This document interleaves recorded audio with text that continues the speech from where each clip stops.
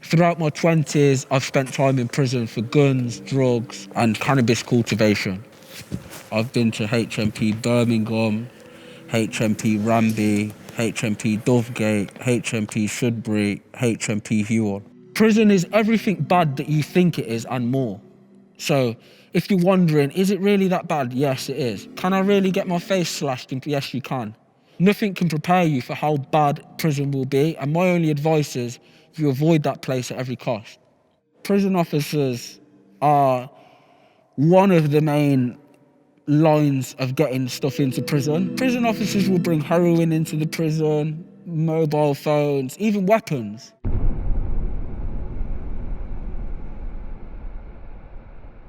What you'll do is you'll buy a kilo of spice and then get it compressed so that each ounce is probably the size of a Kinder egg. Then you put 10 or 12 of them together, and then you'll get a prison officer to bring that in for you. So that's a quick way to make maybe £10,000, £12,000. Some prison officers, I know for a fact, are making £5,000 a month. It depends on whatever partnership they've got with the prisoner. Most of the time, it was the inmates putting pressure on the prison officers. So a prison officer might give in, if you like, after 3 months or 6 months of being groomed. But then once they bring one parcel in, they've got to bring another and another and another. Most of the time, the disputes between prisoners and prison officers will be prison officers saying, please, please, time out. And the prisoners say, no, no, no, no, no. A couple of years ago, I was in HMP Birmingham, and at about 8 o'clock, 9 o'clock at night, I heard this whistling noise, like zzz. I couldn't believe my ears. I was thinking, what's that noise? There was a drone bringing drugs to a prison window. So the windows were plexiglass, but in somebody's cell, they had cut the plexiglass out a square, and they fished the lining off the drone. And the drone had like 10 ounces of cannabis, phones, spice. In HMP Birmingham, it's split into 2 sections. You've got the old side and the new side. When you're inducted into the prison, you start on the old side, where the cockroaches are.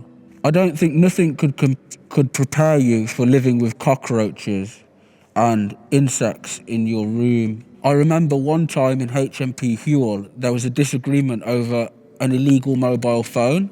One of the people who was involved in the argument went into the other person's cell and started bludgeoning him in the head with a tin of tuna in a sock. I looked through the cell observation flap and there was blood everywhere, all over the ceilings, the floor, the sink. It looked like someone had been squirting ketchup everywhere. There wasn't an intensive investigation after acts of violence in prison. The typical consensus is people don't care if it doesn't affect them directly.